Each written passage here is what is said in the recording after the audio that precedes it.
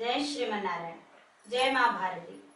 ఈ రోజున మనం శ్రావణ కృష్ణ ఏకాదశి, ఈ ఏకాదశిని గురించి మరలా యుధిష్ఠిరుల వారు శ్రీకృష్ణ పరమాత్మని అడిగితే మళ్ళీ ఈ ఏకాదశిని గురించి ఆయన చెప్పడం జరుగుతూ ఉంటుందన్నమాట. అంటే ఇక్కడ యుధిష్ఠిరుల వారికి శ్రీకృష్ణ పరమాత్మ బావ అవుతారు, మేనత్త కొడుకు. కానీ ఎక్కడా కూడా వెర్రి వికారాలు అనేవి లేదా ఏదో సరసంపు మాటలు అన్నట్టుగా కాకుండా చక్కగా అంటే బావాబావమరుల యొక్క సంబంధాలు కానీ మేనత మేనమో పిల్లల మధ్యలో ఉండేటటువంటి చక్కని పదజాలమే కానివ్వండి, చక్కని ఆలోచనలు, ఒకళ్ళ ఆలోచనలు ఇంకొకళ్ళు ఎలా పంచుకోవాలి, ఎలా షేర్ చేసుకోవాలి అనేవి అవి కూడా మనకి చక్కగా పురాణాల్లో చెప్పబడి ఉన్నాయి. ఎన్నో ధర్మ సందేహాలను యుధిష్ఠిరుల వారు అడుగుతూ ఉంటుంటే శ్రీకృష్ణ పరమాత్మ చెప్తూ ఉన్నారు. పోయినసారి ఏకాదశి విషయం కూడా మనకి అలా తెలిసినటువంటి విషయమే కదా. ఇక ఈసారి కూడా అదే విధంగా మనకి ఈ ఏకాదశి గురించి కూడా వివరం అంతా కూడా చెప్పమని చెప్పి యుధిష్ఠిరుల వారు మన తరఫున శ్రీకృష్ణ పరమాత్మని ప్రార్థించారట. అదే అడుగుతున్నారు.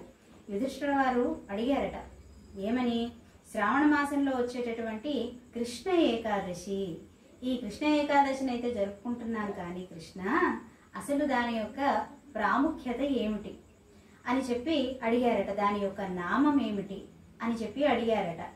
తన్న కదయ గోవింద వాసుదేవ నమోస్తుతే అని అన్నారట. నాకు ఆ విషయాన్నంతా కూడా చెప్పబోయా. నాకు అని అంటే ఇక్కడ ఏంటి, తను ఒక్కడే కాదండి, యుధిష్ఠిరుల వారి వెనకాల తన తమ్ములు, ఆ తర్వాత ద్రౌపదీదేవి, కుంతీదేవి, ఇలా ఇంకా ఎంతోమంది చాలామంది అక్కడ ఉన్నారట. అయితే వారందరి తరఫున కూడా యుధిష్ఠిరుల వారు ఒక రిప్రజెంటేటివ్ అంటుంటాం కదా, అలా ఆ విధంగా ఆయన ఏం చేశారు, ఆయన ప్రార్థించారట శ్రీకృష్ణ పరమాత్మని. అప్పుడు ఓ మాధవ, ఓ కేశవ, నీకు నమస్కరిస్తున్నానయ్యా, నాకు ఈ విషయాలన్నింటిని గురించి చెప్పవలసినది అని చెప్పి ప్రార్థించారట. అప్పుడు శ్రీకృష్ణ పరమాత్మ, అయ్యో మంచి విషయాన్ని అడిగితే చెప్పడానికి ఏమిటయా, తప్పనిసరిగా చెబుతాను విను. పాపనాశనం కోసమనే ఈ శ్రావణ కృష్ణ ఏకాదశి యొక్క ఉత్పన్నం జరిగినది. దాని యొక్క ఉద్భవం అనేటటువంటిది కేవలం పాపాలను నశింపచేయటం కోసమనే జరిగినది సుమా అని చెప్తున్నారట. ఈ విషయాన్ని పూర్వం ఒకానొక సమయంలో బ్రహ్మగారు, చతుర్ముఖ బ్రహ్మ చెప్పి ఉన్నాడు. ఎందుకట, నారదుల వారు వచ్చి చతుర్ముఖ బ్రహ్మని ప్రార్థించారట. అదే విషయం చెప్తున్నారు. యత్ ప్రోక్తం బ్రహ్మణా పూర్వం పృచ్ఛతే నారదాయవై అని చెప్తున్నారు. అంటే నారదుల వారు వచ్చి చతుర్ముఖ బ్రహ్మని ప్రార్థించారట. అలా ప్రార్థించిన మీదట వారు ఈ ఏకాదశి కథనాన్నంతా కూడా నారదుల వారికి చెప్పారట. అలా ఆ విధంగా పూర్వం కూడా, ఇప్పుడు నువ్వెలా అడిగావో అప్పుడు నారదుల వారు కూడా అలాగే అడిగారయ్యా, అలా ఆ విధంగా ఈ కథ మనకి కూడా తెలియవచ్చింది అని చెప్పారట. ఇక చెబుతున్నారు, ఒకానొక సమయంలో నారదుల వారు చతుర్ముఖ బ్రహ్మ దగ్గరికి వెళ్ళి, హే కమలాసన, శ్రావణ మాసంలో వచ్చేటటువంటి కృష్ణపక్షంలో వచ్చేటటువంటి ఏకాదశి గురించి నాకు తెలియజేయి అని చెప్పి ప్రార్థించారట. కిం నామ కోదేవ కో విధస్తస్య కిం పుణ్యం కథయ ప్రభో అని ప్రార్థించారట. కిం నామ, దాని యొక్క నామం ఏంటి, దాని యొక్క అధిష్టాన దేవత ఎవరు, అలాగే దాని యొక్క విధి విధానాలు ఏమిటి, దాని నుంచి మనకి లభ్యమయ్యేటటువంటి పుణ్యం ఏమిటి అని చెప్పి ఈ 4 ప్రశ్నలు వేశారట. ఎవరి కోసమని, మనందరి కోసమని చెప్పి.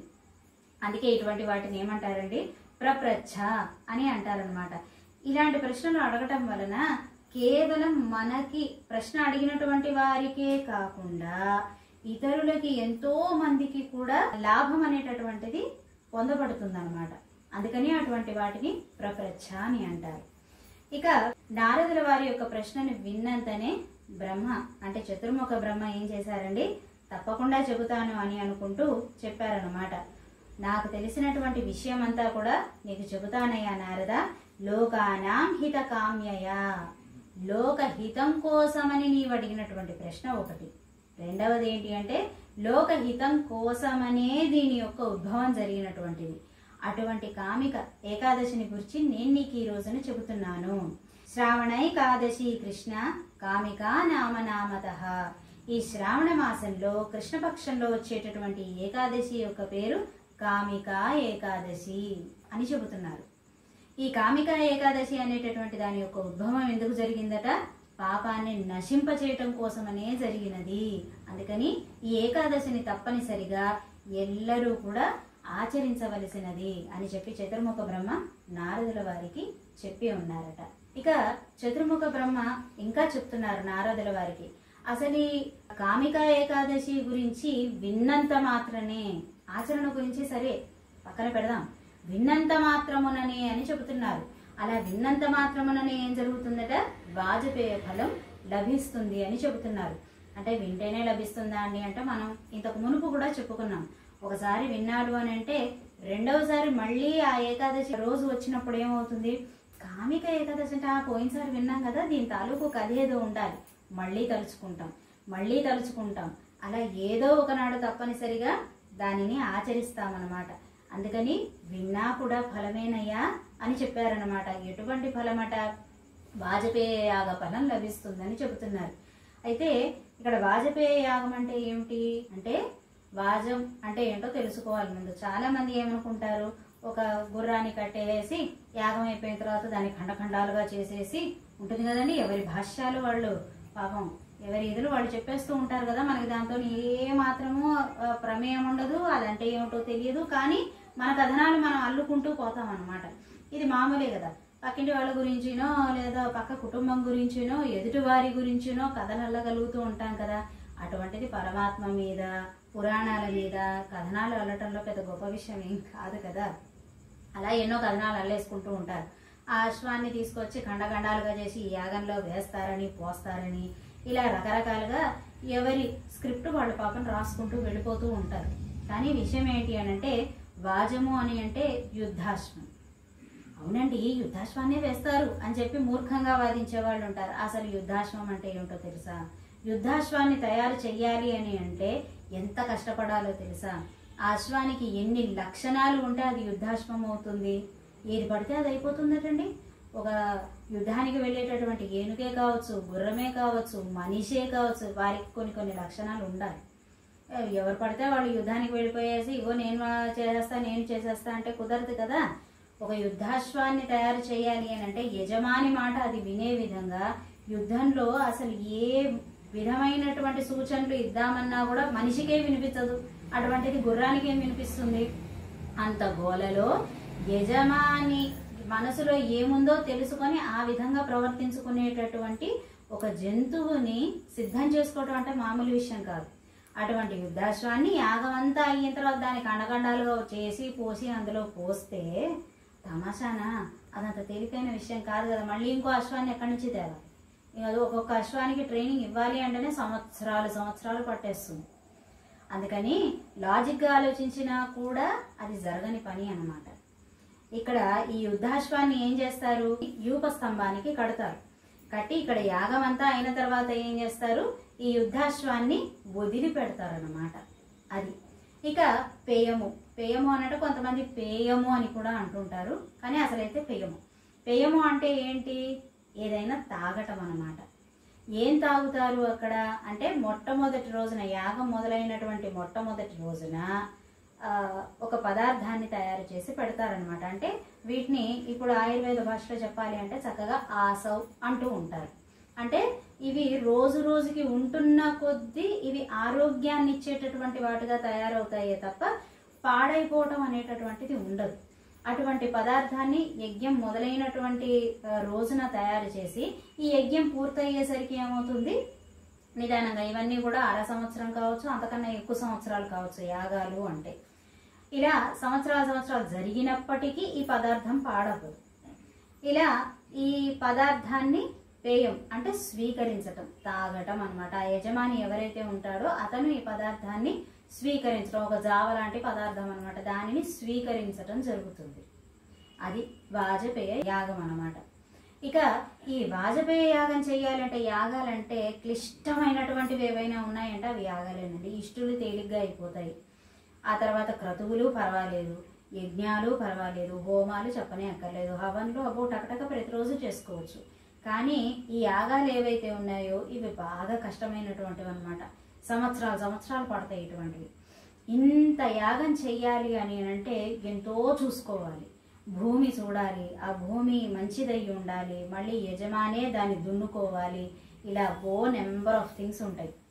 ఇటువంటి వాటన్నింటినీ కూడా చేయగలిగే సామర్థ్యం ఉండాలి, దక్షత ఉండాలి, ధనం ఉండాలి, అన్ని రకాలుగాను సిద్ధమై ఉండాలి. ఇంత చేసినటువంటి ఫలము కేవలం విన్నంత మాత్రానే, ఈ కామికా ఏకాదశి గురించి విన్నంత మాత్రానే జీవికి లభ్యమవుతుంది అని చెబుతున్నారు.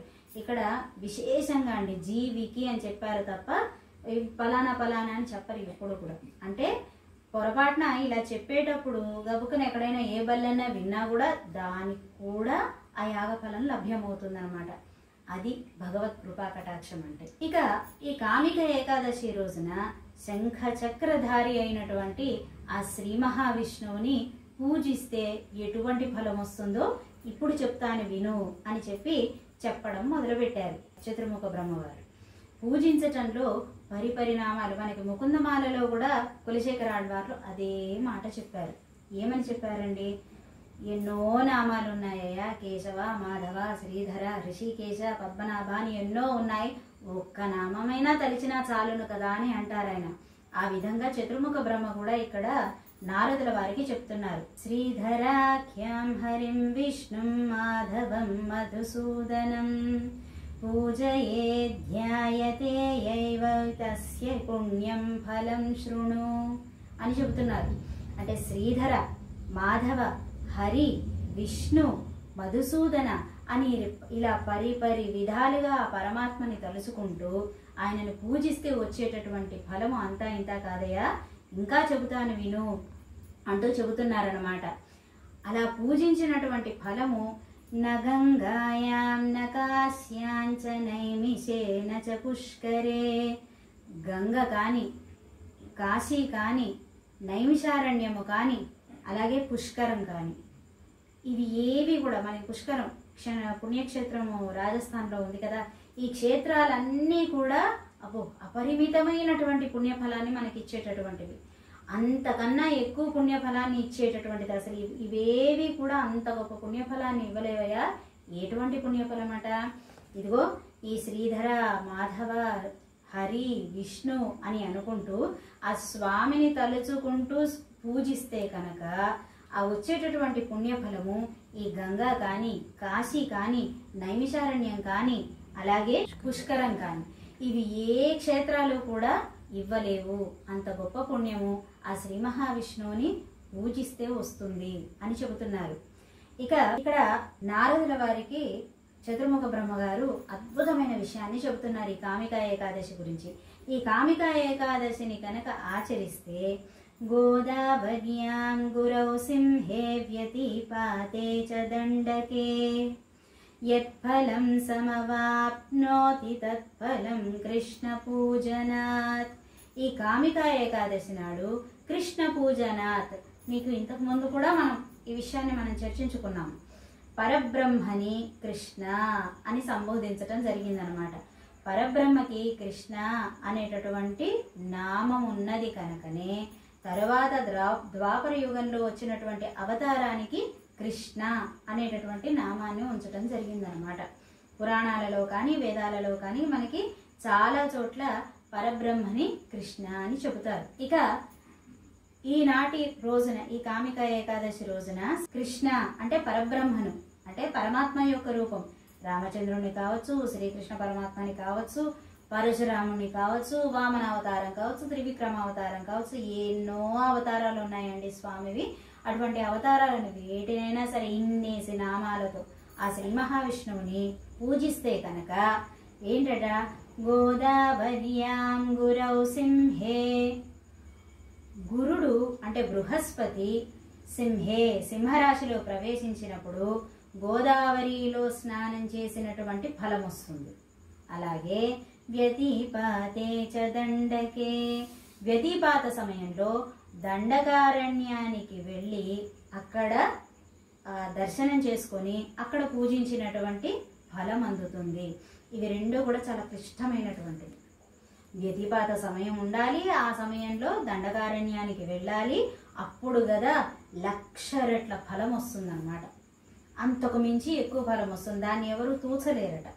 అలాగే ఇక్కడ గురుడు సింహరాశిలో ఉండగా గోదావరిలో స్నానం అనేటటువంటిది కూడా అబ్బో ఎంతో విశేషమైనటువంటి దినంగా చెప్పబడింది అనమాట. ఈ విశేషం ఏంటి అనేది తెలుసుకుందాం మనం. ఎందుకు ఇన్ని రెట్లు దాని పుణ్యఫలాన్ని లెక్కించలేనటువంటి పుణ్యఫలంగా ఎందుకు అక్కడ మారింది అనేది తెలుసుకుందాం. గోదావర్యాం గురౌ సింహే వ్యతిపాతే చ దండకే అని అన్నారు కదా. అయితే ముందుగా మనం వెనక నుంచి చూద్దాం. ముందుగా వ్యతిపాతే చ దండకే అన్నారు కదా. ఆ వ్యతిపాతం గురించి తెలుసుకుందాం. ఏమిటి అసలు వ్యతిపాత యోగము? మనకి ఎవరిని అడిగినా, ఒక ఆస్ట్రాలజీని ఎవరిని అడిగినా చెప్తారండి. మామూలుగా ఇంట్లో పెద్దవాళ్ళు ఉంటే అయితే చక్కగా మా అమ్మమ్మ గారే చెప్పేసేవారు ఇటువంటివన్నీ కూడా. ఈ వ్యతిపాత సమయం అంటే ఏంటి, వ్యతిపాత యోగం అంటే ఏంటి? ఈ సమయాన్ని అరిష్ట యోగం, అశుభ యోగం అని చెబుతారు. అయితే ఈ సమయంలో ఎవరు కూడా మంచి పనులని మొదలు పెట్టరు. అబ్బో వ్యతిపాత సమయం కదా అని అంటూ ఉంటారనమాట. అలాగే ఆ సమయంలో ఎవరిదైనా జన్మ కూడా ఏమని చెప్తారు, వాళ్ళ నేచర్ ఎలా ఉంటుంది, క్లేశానికి అధిపతులుగా ఉంటారనమాట. వాళ్ళు అంటే క్లేశకరులై ఉంటారు. ఎప్పుడు కూడా ఎవరికో ఒకరికి ఇబ్బందులు పెట్టడమో లేదా వారికి వారు ఇబ్బందులు కలిగించుకునేటటువంటి స్థితి కలిగి ఉంటారని చెబుతూ ఉంటారనమాట. ఎంత అక్కడ మంచి జరగాలి అని మనం ప్రయత్నించినా కూడా ఖచ్చితంగా అక్కడ ఏదో ఒకటి చెడు జరుగుతూనే ఉంటుంది అనమాట. ఏదో ఒక అనర్థం జరుగుతూనే ఉంటుంది. అది వ్యతిపాతం. అయితే ఈ వ్యతిపాతం ఎందుకు వచ్చింది? అసలు ఆ క్షణాన్ని వ్యతిపాత యోగం అని ఎందుకు అన్నారు అంటే, కొంతమంది అంటూ ఉంటారు అన్నమాట. అంటే అన్ని బాగుంటాయి కానీ ఈ టైం బాగాలేదు, ఈ టైం బాగాలేదు అని చెప్పడానికి నువ్వెవరివి, నీకెలా తెలుసు, ఎక్కడ రాసి పెట్టుంది అని అంటూ ఉంటారనమాట. ప్రతిదానికి ఒక సిద్ధాంతం ఉంటుంది. వీరు నాకు ఈ వలస అవుతారండి, వీరు నాకు అన్నయ్య అవుతారండి, లేదా వీరు నాకు బావగారు అవుతారండి అని అంటే దానికి నిర్దిష్టమైన ప్రమాణం ఉంది కదా అక్కడ. అలాగే ఇక్కడ ఈ యోగాలు ఇలా వస్తున్నాయి అని అంటే కూడా దానికి ఒక నిర్దిష్టమైన ప్రమాణం ఉంది కాబట్టి ఇదిగో ఇది అని చెబుతామన్నమాట. పూర్వము చంద్రుడు గురుపత్ని అయినటువంటి, అంటే దేవతలందరికీ గురువు ఎవరండి, బృహస్పతి వారు కదా. అయితే ఆ బృహస్పతి వారి యొక్క పత్ని అయినటువంటి తార మీద కుదృష్టి వేశాడనమాట. అయితే ఇది తెలుసుకున్నటువంటి సూర్య భగవానుడు ఏం చేశారు, నువ్వు చేస్తున్నది తప్పు, ఆమె ఎందు అలా కుదృష్టితోని ఉండరాదు, అసలు ఎవరి పత్ని ఎందు ఉండరాదు, అందులో నీవు గురుపత్ని ఆ విషయంలో నీవు చెడుగా ఆలోచిస్తున్నావు అని చెప్పి ఎంత చెప్పినా ఎంత కౌన్సిలింగ్ ఇచ్చినా కూడా చంద్రుడు వినిపించుకోడు అనమాట. నేను చేస్తున్నది సరైన పని అన్నట్టుగా మాట్లాడతాడు. దాంతో సూర్యునికి చాలా బాధ అనిపిస్తుంది. అయినప్పటికీ ఆయన వెనక్కి తగ్గకుండా చంద్రుడిని చెడు మార్గం నుంచి మంచి మార్గంలోకి తీసుకురావాలి అని చెప్పి నిత్యం చెప్పే ప్రయత్నం చేస్తూనే ఉంటాడు. పగటికి పగలు చెప్తూనే ఉంటాడు, రాత్రికి రాత్రి చెప్తూనే ఉంటాడు అతనికి. కానీ చంద్రుడు ఇతని మాట వినలేదన్నమాట. ఒకానొక సమయంలో బృహస్పతుల వారు లేనటువంటి సమయంలో తారని లోపరుచుకోవటం జరిగినదనమాట. ఈ చంద్రుడు చేస్తున్నటువంటి ఈ దుశ్చర్యని చూసి, ఈ గురుద్రోహాన్ని చూసినప్పుడు వెంటనే ఏం జరిగిందండి, సూర్య భగవానుని కంటి వెంట నీరు కారిందనమాట. అయ్యో ఇంత ద్రోహమా, గురువుకి ద్రోహం చేయొచ్చునా, ఎంత పాపాన్ని మూట కట్టుకుంటున్నాడు చంద్రుడు అని చెప్పి తన గురువుని తలుచుకొని, అయ్యో ఇంత జ్ఞానాన్ని ప్రసాదించినటువంటి వారికి మనం ద్రోహం తలపెట్టవచ్చునా, నువ్వు మంచి చేయకపోయినా పర్వాలేదు కానీ ద్రోహం చేయకూడదు కదా అని చెప్పి సూర్యుని కంటి నుంచి నీరు కారింది. ఆ నీరు కారినటువంటి సమయం ఏదైతే ఉందో దాన్ని వ్యతిపాతం అంటారు. ఎందుకంటే సూర్య భగవానుడు ఏనాడు కూడా తన కంటి వెంట నీరు కార్చలేదు. తన గురువు కోసమని మాత్రమే, అంటే గురు శిష్య సంబంధం అంత గొప్పగా ఉండాలన్నమాట. తన గురువు కోసమని మాత్రమే తన కంటి వెంట నీరు కారిందే తప్ప ఏనాడు 1000 ఏళ్ళనండి సంధ్యాదేవి కోసమని తన దేహాన్ని అంతటిని, తన కాంతిని తగ్గించుకోవటం కోసమని, ఆవిడ తట్టుకోలేకపోతుందని తన దేహం యొక్క కాంతిని కూడా తగ్గించుకున్నారు కదా. అటువంటప్పుడు తన దేహాన్ని మొత్తం అంతా కూడా రజను చేసేసి మొత్తం అంతా ఛిద్రం చేసి కాంతినంతా తగ్గిస్తున్నటువంటి సమయంలో దేహానికి ఎంత నొప్పి ఉంటుందండి కదా. అటువంటి సమయంలో కూడా ఆయన అలా గంభీరంగా కూర్చొని ఉన్నారట. అటువంటి ఆయన గురుద్రోహాన్ని చూసేసరికి ఆ గురువుని తలుచుకొని కంటి వెంట నీరు కారిందనమాట. అందుకని అది అరిష్టం అన్నారు. ఇక ఆ గురువుని తలుచుకుంటూ కార్చినటువంటి కన్నీరు ఏదైతే ఉందో ఆ సమయాన్ని వ్యతిపాతం అన్నారు. అందుకని ఆ యోగాన్ని ఏమన్నారండి, ఇది అరిష్టమైనటువంటి యోగము అని చెప్పారు. ఈ వ్యతిపాత సమయంలో ఏ రకమైన శుభకార్యం చేసుకోమని చెప్పాను కదా, కానీ ఈ వ్యతిపాత సమయంలో గురు దర్శనం, గురు సేవనం, గురు పూజనం ఇవన్నీ కూడా గొప్ప పుణ్యఫలాన్ని ఇస్తాయి. మనకి తెలియకుండానే మన అకౌంట్లో మనకి ఏదో ఒక చెడు జరిగేది కూడా తెలియకుండానే అలా గొడ్డలతో పోయేది గోటితోటే పోతుంది అనమాట.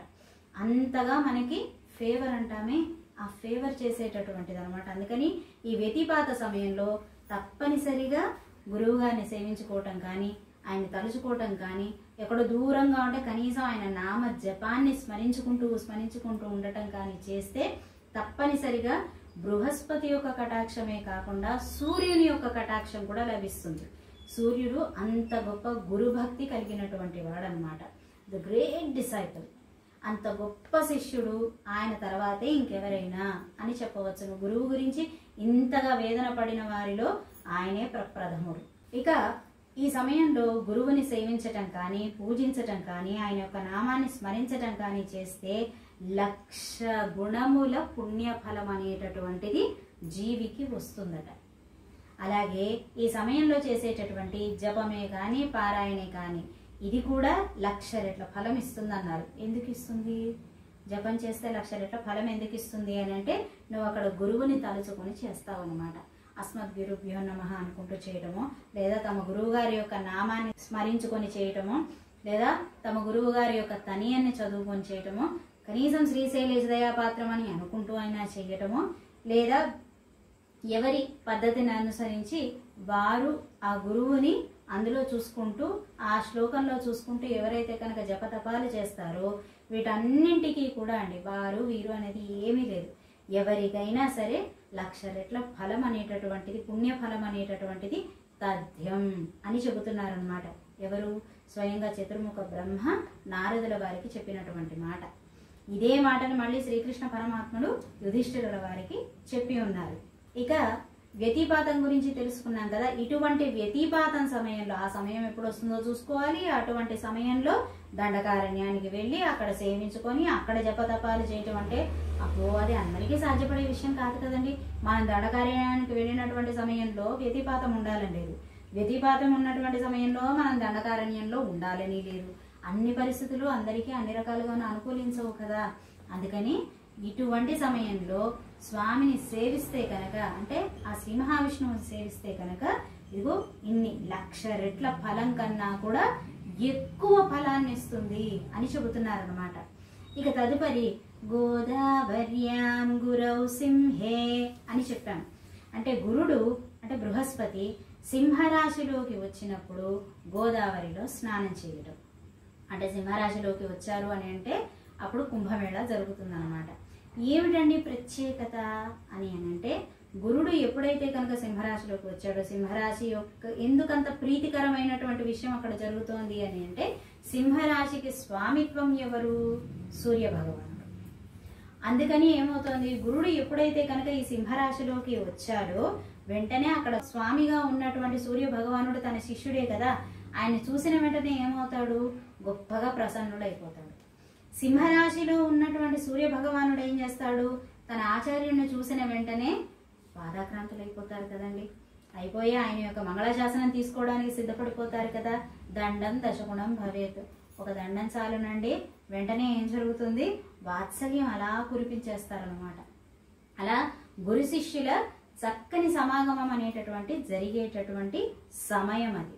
అందుకే అది విశేషమైనటువంటి శుభాలను ఇస్తుంది. ఇక అంత ప్రత్యేకమైనటువంటి విషయం కనుకనే నాసిక్ లాంటి గొప్ప క్షేత్రంలో గోదావరి జన్మించినటువంటి స్థలం అది. గోదావరి యొక్క జన్మస్థలమైనటువంటి నాసిక్ త్రయంబకేశ్వర్ దగ్గర కుంభమేళ అనేటటువంటిది జరుగుతుందన్నమాట.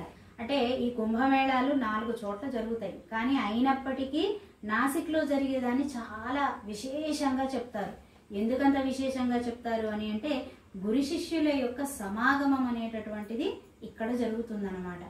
ఈ సమాగమం జరిగిన చోట ఇంత గొప్ప అంటే ఆదర్శవంతుడైనటువంటి గురువు, ఆదర్శవంతుడైనటువంటి శిష్యుడు, ధర్మాచరణ కలిగినటువంటి ఆచార్యుడు, ధర్మాచరణ కలిగినటువంటి శిష్యుడు, మంచి ఆచార్యుడు దొరకడం శిష్యునికి ఎంత అదృష్టమో, మంచి శిష్యుడు దొరకటం కూడా గురువుకి అంతే అదృష్టం అన్నమాట. ఈ ధర్మాచరణ కలిగినటువంటి గురు శిష్యులు కలిసినప్పుడు ఏమవుతుంది? ఖచ్చితంగా లోక కళ్యాణం జరుగుతుంది. అలా కాకుండా కేవలం ధర్మాచరణ ఉన్నటువంటి శిష్యుడు ఎక్కడో తచ్చాడుతూ ఉన్నా వాడు బాగుపడతాడేమో, కానీ అక్కడక్కడ కొంచెం కొంచెం వాడి చుట్టూతో ఉన్న వాళ్ళు బాగుపడతారు. కానీ లోక కళ్యాణం అనేది ఎప్పుడు జరుగుతుందండి? వీరిరువురు కూడా ఒకరినొకరు కలిసినప్పుడు అన్నమాట.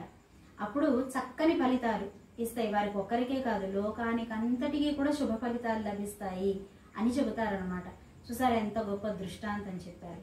ఒక చక్కని గురువు, చక్కని శిష్యుడు ఉంటే కనుక లోక కళ్యాణం తప్పనిసరిగా జరుగుతుంది అని చెప్పడానికి ఇంతకు మించి దృష్టాంతం ఏం కావాలి చెప్పండి. అలా ఇటువంటి సమయంలో ఈ గురు శిష్యులు ఇద్దరూ కూడా కలిసినటువంటి శుభ సమయంలో, కుంభమేళా జరిగేటటువంటి సమయంలో, గోదావరి జన్మించినటువంటి జన్మస్థలమైనటువంటి త్రయంబకేశ్వరం నాసిక్ దగ్గర స్నానం ఆచరిస్తే కనుక ఆ పుణ్యాన్ని లెక్కించలేమయా, లక్షల కోట్ల రెట్ల పుణ్యఫలం వస్తుందని చెప్పారు. అంతకు మించిన ఫలము కామికా ఏకాదశిని ఆచరించి, కామికా ఏకాదశి రోజున ఆ శ్రీ మహావిష్ణువుని స్మరిస్తేనే చాలు వస్తుంది అని చెబుతున్నారనమాట. చూడండి ఎంత లిబరల్గా చెప్తున్నారు. ఇంత లిబరల్గా చెప్తున్నప్పటికీ కూడా మనం దాన్ని అందుకోకుండా ఏకాదశి చేయాలా? అవసరమా? అంటే ఏకాదశి చేస్తే తప్ప దేవుడు మనని కరుణించడా, కటాక్షించడా? అంటే ఇలా చేస్తేనే అవుతుందా? అంటే ఉపవాసం ఉండాలా? తప్పనిసరిగాను ఉండకుండా నువ్వు అలాగే ఉండు, జీవితాన్ని అలాగే గడుపు. ఏదో రోజు డాక్టర్ దగ్గరికి వెళ్తావు, అప్పుడు డాక్టర్ ఏం చెప్తాడు? అబ్బెబ్బే మీరు కేవలం రోజుకి ఒక పూటే భోజనం చెయ్యండి అంటారు. మరి ఆ రోజున ఏం చేస్తున్నావు నువ్వు? ఆ రోజున కడుపును మార్చుకుంటున్నావు కదా. అబ్బో రోజు మీరు ఇంత తింటున్నారా? ఇంత కాదండి, డైట్ కొంచెం మాత్రమే, ఇంత మాత్రమే, ఎంత ఒక చిన్న బౌల్లో మాత్రమే వండుకొని తినాలండి అని చెప్తూ ఉంటారు. మరి అప్పుడు నువ్వు చేస్తున్నది ఏంటి కదా? వీపు మీద చన్నాకోలు వేసి చెప్పించుకునే కన్నా చక్కగా హాయిగా మనస వాచ కర్మణ కొన్ని చేసినప్పుడు ఏమవుతుంది? లౌకికంగానే ఆలోచిద్దామండి, ఆధ్యాత్మిక సంగతి తర్వాత. లౌకికంగా ఆలోచించినప్పటికీ నీ ఆరోగ్యానికి మంచిది. ఏకాదశి రోజున ఉపవాసం ఉంటున్నావు కాబట్టి పుణ్యఫలమేనయ్యే. నీకు నచ్చి చేసేదో దీపాన్ని తెలిసి ముట్టుకున్నా తెలియక ముట్టుకున్నా నిప్పే కదా. అలాగే భగవానుడు కూడా ఏం చేస్తాడు? నీకు నచ్చినా నచ్చకపోయినా నువ్వు చేసావు కదా, ఇద్దామయ్యా అని చెప్తాడనమాట. అది ఎప్పుడో డాక్టర్లు చెప్పి 4-5 చేసి ఇది ఇలా అని చెప్పి చేదు మందుల్ని తింటూ ఆహారం ఇంతే తీసుకుంటుంటే, మందులు అన్నీ ఉన్నప్పుడు ఆహారం ఇంత ఉండాలి, లేకపోతే మందులు పనిచేయవు. కానీ నువ్వు ఆ మందులన్నీ వేసుకుంటున్నప్పుడు ఏమవుతుంది? ఆహారాన్ని ఇంత తప్ప తీసుకోలేదు. మనం చాలా మందిని చూస్తున్నాం, నోటికి హితవుగా లేదు, తినలేకపోతున్నాను అంటారు. అదేదో రోగాల పాలు పడే కన్నా ముందుగానే ఈ ఏకాదశి అనేటటువంటి ఇలాంటి చక్కటి పుణ్యదినాలలో కనుక ఉపవాసం ఉన్నామనుకోండి, అన్నీ కలిసి వస్తాయి కదా. అది అన్నమాట మనకు పెద్దలు అనుగ్రహించినటువంటిది. ఇక నారదుల వారికి చతుర్ముఖ బ్రహ్మ ఇంకా చెప్తున్నారు, ఈ కామికా ఏకాదశిని ఆచరించి, ఈ కామికా ఏకాదశి రోజున ఆ శ్రీ మహావిష్ణువుని కనుక పూజిస్తే సమస్త నదులతోటి, సమస్త సముద్రాలతోటి భూమిని దానం చేసిన ఫలం వస్తుంది అని చెప్తున్నారు. ఏమండి అలా చేయగలమా? 1 సెంటు భూమి దానం చేయాలంటేనే ప్రాణం గిజగిజ కొట్టుకుంటున్నారు. అందులో ఇవాళ రేపటి రోజుల్లో వేరే చెప్పాలా? ఇంచు దానం చేయాలి అంటేనే ప్రాణం ఒప్పదే కదా. అటువంటిది మరి ఏకంగా నదులతోటి, చక్కని సముద్రాలతోటి, వీటన్నింటితోని కలిపి భూమిని దానం చేసినటువంటి ఫలం రావటం అంటే మాటలా చెప్పండి. అందుకని హాయిగా కామిక ఏకాదశి రోజున ఆచరణ చేసుకొని అటుపైన భగవానుని యొక్క నామస్మరణని చేయాలి అని పెద్దలు చెప్పారనమాట. అందుకని ఏం చేయాలట? జీవి అనేటటువంటి వాడు ప్రయత్నంతోటైనా సరే, అబ్బా కష్టం అండి, బాగా కష్టము, నాకు అసలు 9ంటికే టైం చూసుకొని టిఫిన్ తినే అలవాటు, 11ంటికే టైం చూసుకొని టిఫిన్ తినే అలవాటు అని అంటే, నువ్వు ఎక్కడికైనా వెళ్ళినప్పుడు 11ంటికి నీకు తిండి పెట్టేస్తారా ఏంటి? అన్ని చోట్ల 11ంటికి, 10ంటికి, 8ంటికి నీకు కంచంలోకి భూమి వచ్చేస్తుందా? రాదు కదా. ఎవరన్నా పోతారు, అక్కడికి వెళ్తావు, ఏంటి ఇడ్లీ వడ దోశ అన్నీ పోయిన చోట కూడా వచ్చేస్తాయా ఏంటి? రావు కదా. హాస్పిటల్లో ఉంటావు, డాక్టర్ కోసం అని వెయిట్ చేస్తూనే ఉంటావు. ఉద్యోగం కోసం అని వెళ్తావు, అక్కడ ఒకటే వెయిట్ చేస్తావు. మరి అయ్యో వెయిట్ చేస్తున్నారు కదండి, కాస్త కాఫీ 4 చుక్కలు తాగండి, టీ 4 చుక్కలు తాగండి, ఇంత ఇడ్లీ తినండి, ఇంత వడ తినండి అని ఎవడన్నా ఇస్తాడా నీకు? ఎవరు ఇవ్వరు కదా. అదేదో ఇంట్లో ఉండగానే చెయ్యి, నష్టం ఏమొచ్చింది? భగవంతుడి కోసమని చెయ్యి, నీ కోసమని చెయ్యి, నీ కుటుంబం కోసమని చెయ్యి, లోకక్షేమం కోసమని చెయ్యి. ఎప్పుడో బలవంతంగా నీ నెత్తిన ఒక బండరాయిలాగా ఆ ఆకలి అనేటటువంటిది పడే కన్నా ముందుగానే నీ అంతట నువ్వే దాన్ని ఆహ్వానించు, నష్టమేమొచ్చింది కదా. అందుకే ప్రయత్నంతోనైనా సరే, కష్టమైనా సరే చెయ్యాలి అని చెప్పారన్నమాట. ఇక ఈ కామిక ఏకాదశి నాడు భగవానుని పూజించి ఆ ఆచరణని కనుక చేస్తే గోవుని వత్సతో సహా అంటే దూడతో సహా దానం చేసిన ఫలం లభిస్తుందట. అంతేకాకుండా గోవుని వత్సనే కాదటండి, దీనిని గోవుని వత్సని నిండుగా బంగారం వెండితోని అలంకరించి, రత్నాలతోని అలంకరించి, అటుపైన మణులతోని అలంకరించి, ఇంకా ఇన్ని మణులని రత్నాలని వారి చేతిలో పోసి మరీ ఈ గోవుని దానం చేసినటువంటి ఫలం లభిస్తుంది అని చెప్తున్నారు. ఏమండి, ఇన్నిన్ని రత్నాలు, ఇంత బంగారాలు మనం దానం చేయగలమా? ఏదో వీసమైతే గోదానం చేసేటప్పుడు వీసమైతే బంగారం మనం దానం చేయాలంటేనో అబ్బో అసలు వాడి ఇల్లంతా మనమే పరిపాలించేస్తున్నట్టుగా, మన ఏలికలోనే వాడు బతికేస్తున్నట్టుగా దానం తీసుకున్నవాడు మనం అలా భావిస్తాం కదా. కానీ ఇన్నిన్ని రత్నాలతో, ఇంత వెండితో, అంతంత బంగారంతో దానం చెయ్యాలంటే మనకి ఎక్కడ సాధ్యపడేను? కనుక అటువంటి ఈ రోజున కనుక ఈ కామిక ఏకాదశిని ఆచరిస్తే కనుక ఇంత గొప్ప దానం చేసినటువంటి ఫలం లభిస్తుంది. ఈ గోవుని ఇన్ని రత్నాలతోటి, బంగారం, వెండి వీటన్నిటితోని దానం చేయటమే కాకుండా ఎవరికైతే దానం ఇస్తున్నావో వారికి ఇంటికి సరిపడా గృహోపకరణాలన్నింటినీ కూడా కొనిచ్చినటువంటి ఫలం లభిస్తుందట. కేవలం కామిక ఏకాదశిని ఆచరించి ఆ రోజున శ్రీ మహావిష్ణువుని తలచి ఆయన యొక్క పూజ చేస్తేనే వస్తుందయ్యా అని చెప్పారు. మనకంతా కావాల్సింది అంతే కదండి, ఈజీ మనీ కావాలి, ఈజీగా మార్కులు వచ్చేయాలి, కష్టపడి చదవకూడదు. కాపీ కొట్టేస్తే మార్కులు వచ్చాయి, లేదా పక్కడ పేపర్లో చూస్తే వచ్చాయి, లేదా ఎవడన్నా నోట్సులు రాసి పెట్టుకుంటే వాడు మనకు ఆ నోట్సులు మనకి ఇచ్చేస్తే కనుక అవి చేసేసుకొని రాసేసుకోవాలి. అడ్డమైన దారులు తొక్కే బదులు ధర్మకార్యంలో ధర్మంగా చెప్పినటువంటి ఈజీ పాత్ని నువ్వు తీసుకుంటే కనుక తీసుకోవయా, హాయిగా తేలిగ్గా అయిపోయేదాన్నే తీసుకో అని చెప్పినా అన్ని దుష్టపు పనులు చేసేటటువంటి వాడవు కదా. అటువంటప్పుడు చక్కగా తేలికగా ధర్మాచరణలో ఉన్నటువంటి దానిని ఆచరించడానికి ఇంకేంటి ఇబ్బంది? కేవలం ఏంటి అని అంటే అహంకారం అనేటటువంటిది అడ్డొస్తుంది. వాడు చెప్పాడు కనుక నేను చేయకూడదు, ఇంట్లో ఆవిడ గారు చేస్తుంది కాబట్టి నేను చేయకూడదు, లేదా ఫలానా వారు ఎవరో అన్నారు కాబట్టి నేను చేయకూడదు. ఇక్కడ విషయం ఏంటంటే ఒకరి గురించి మనం ఆలోచించి ఒకరి విషయంలో మనం మూర్ఖించి మనకి మనమే కీడు చేసుకుంటున్నాం అన్నమాట. బయట భారీగా వర్షం పడుతుందండి, ఎవరో చెప్తారు, వాళ్ళంటే మనకి తేలిక భావం అయి ఉండొచ్చు, లేదా వాళ్ళంటే మనకు పడకపోవచ్చు. ఇదిగో బయట వర్షం పడుతుంది, గొడుగు వేసుకెళ్ళబోయ్ అని చెప్పారనుకో, నువ్వు చెప్పావు కాబట్టి నేను చెయ్యను, ఇలాంటి వర్షాలు మేము ఎన్నో చూసాము, మేము వెళ్ళగలం, మేము చేసుకోగలం అని చెప్పి వెళ్ళామనుకోండి, ఏమవుతుంది? మంచంలో పడితే తర్వాత చేసే దిక్కు కూడా ఉన్నారో లేదో చూసుకోవాలి మరి కదా.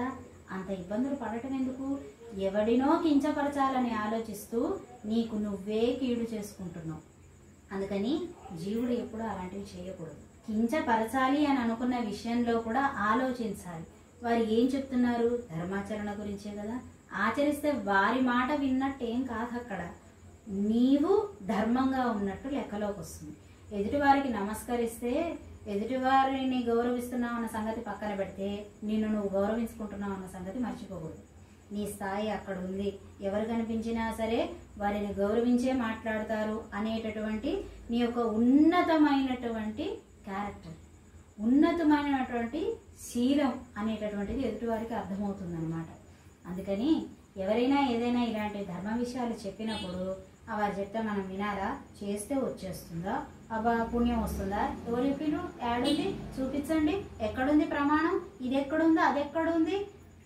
ఇన్ని ప్రశ్నలు అడిగేవాడు ప్రమాణం కోసం నువ్వే వెతుక్కోవచ్చుగా హాయిగాను కదా.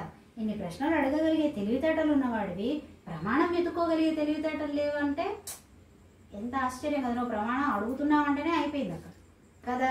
So you are depending on others. Very simple అనమాట. అందుకని చచ్చు ప్రశ్నలు వేయటం మానేద్దాం. ఇది ధర్మం, ఇది మంచిదే కదా అని అనుకున్నప్పుడు దాన్ని ఆచరించటం అనేటటువంటిది జీవి అలవాటు చేసుకోవాలి. ఇంకా చెబుతున్నారు, ఈ శ్రావణ మాసంలో ఒక్క విష్ణువు యొక్క ఆరాధన అంటే మిగతా వారిని చెయ్యొద్దంటారా అండి అంటే చెయ్యొద్దని ఏమీ చెప్పట్లేదండి, చక్కగా చేసుకోవచ్చును, వెళ్ళొచ్చును. కానీ ఏమని చెప్తున్నారు అని అంటే దూరంగా ఇప్పుడు మనకంటే దగ్గరలో గుళ్ళు ఉంటే బాగానే ఉంటుంది. కానీ పాపం పూర్వం ఏంటి చాలా దూరంగా ఉన్నాయి, ఎక్కడెక్కడో వెళ్ళాలి. కనుక కనీసం ఒక విష్ణువు యొక్క, ఎందుకంటే విష్ణువు అనేటటువంటి మూర్తి ప్రతి ఒక్కరి ఇంట్లోనూ ఉంటుంది. కనీసం నువ్వు విష్ణువు కన్నా చేయవయ్యా ఆ రోజు అని చెప్పారనమాట. ఆ రోజున విష్ణువు యొక్క ఆరాధన, ఆయనకు ఒక్కరికి చేసిన ఆరాధనతోని ఏం జరుగుతుందట, సర్వదేవతలకి నిత్యం కూడా ఆరాధన చేసిన ఫలితం వచ్చేస్తుందట. ఇంకా గంధర్వులకి, ఉరగ, పన్నగ వీళ్ళకందరికీ కూడా విడివిడిగా పద్ధతి ప్రకారం పూజలు చేసినటువంటి ఫలము ఆ కామికా ఏకాదశి రోజున విష్ణువుని ఒక్కరినే పూజించినంత మాత్రమునే వచ్చేస్తుందయా అని చెబుతున్నారు. ఇక తస్మాత్ సర్వ ప్రయత్నేన కామికాది వసే హరిహి. ఈ కామికా ఏకాదశి హరి యొక్క రోజయ, హరివాసం అని చెప్తూ ఉంటారు ఏకాదశిని. ఈ కామికా ఏకాదశి రోజున హరియే నివాసమై ఉన్నటువంటి రోజు కదా. అటువంటి రోజును ఏం చేయాలి, యథాశక్తి ఆ హరిని పూజించాలి.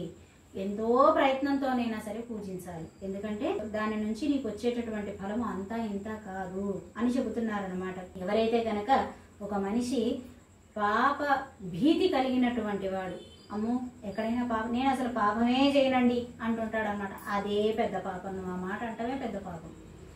ఎక్కడో అక్కడ తప్పులు జరుగుతూనే ఉంటాయి. కనుక అయ్యో నా వల్ల ఏదైనా పాపం జరుగుతుందేమో అని ఆ పాప భీతి కలిగినటువంటి వాడు ఎవరైతే ఉంటాడో వాడు తప్పనిసరిగా కామికా ఏకాదశి రోజున శ్రీ మహావిష్ణువుని పూజించాలి అని చెబుతున్నారు. కొంతమంది అతి తెలివిగా ఏం చెప్తారు, మేము పాపాలే చేయము కాబట్టి మాకు పాప భీతే ఉండదు హెహెహె అని అంటూ ఉంటారు కదా. సరే సంతోషమే, నువ్వు పాపాత్ముడు కాకపోతే మంచిదే, కానీ పుణ్యాత్ముడు కాకపోయినా కష్టమే కదా. అందుకని మనం ఈ కామికా ఏకాదశిని ఆచరించవలసినదే అని చతుర్ముఖ బ్రహ్మ నారదుల వారికి చెప్పి ఉన్నారట. ఇక ఈ సంసార సాగరంలో నిమగ్నమైపోయినటువంటి జీవులం మనమంతా కూడా. అటువంటి వారందరికీ కూడా ఈ పాప పంకిలం అనేటటువంటిది ఎక్కడో ఒకడ ప్రకృతి సంబంధం ఉంటుంది కనుక పాప సంబంధం అనేటటువంటిది లభిస్తూనే ఉంటుంది మనకి. ఇంతకు ముందే చెప్పుకున్నాం కదా, పుణ్యం దగ్గరికి వచ్చినా రాకపోయినా పాపం మటుకి ఏం చేస్తుంది, పాప ఇలా వెనకాలే పరిగెట్టుకొని వచ్చేస్తుంటుంది పాకుతూ మనతోని. అందుకని ఈ సంసార అన్నవంలో అలా మునిగి తేలుతున్నటువంటి వారికి ఎప్పుడైనా సరే ఈ పాపం నుంచి బయటికి వచ్చేయాలయా, ఈ పాపం నుండి ఎప్పుడు బయటపడాలి అనేటటువంటి ఆలోచన ఉన్నటువంటి వాళ్ళు ఏం చేయాలి, కామికా ఏకాదశిని ఆచరించాలి. ఈ వ్రతాన్ని ఆచరించినంత మాత్రాన్ని ఏమవుతుందట, ఖచ్చితంగా ఉద్ధరింపబడతారు అని చెప్పి ఇక్కడ బ్రహ్మగారు నారదుల వారికి చెప్పి ఉన్నారు. నాదపరతరా కాచిత్ పవిత్ర పాపహారిణి. ఏమయ్యా, దీనిని మించినటువంటిది ఏదైనా సరే పవిత్రమైనటువంటిది ఉన్నదా ఇప్పుడు చెప్పు అని అన్నారట. పాపముని నాశనం చేసేటటువంటిది ఇంతకు మించినది ఏదైనా వ్రతం ఉన్నదా నాకు చెప్పు అని చెప్పి నారదుల వారితోని అంటున్నారట. ఏవం నారద జానీహి స్వయమః పరో హరిహి. ఈ మాట స్వయంగా శ్రీహరియే నాతో చెప్పి ఉన్నాడు, నేను నీకు చెబుతున్నానయ్యా అని చెప్పి నారదుల వారితోని బ్రహ్మగారు చెప్పారట.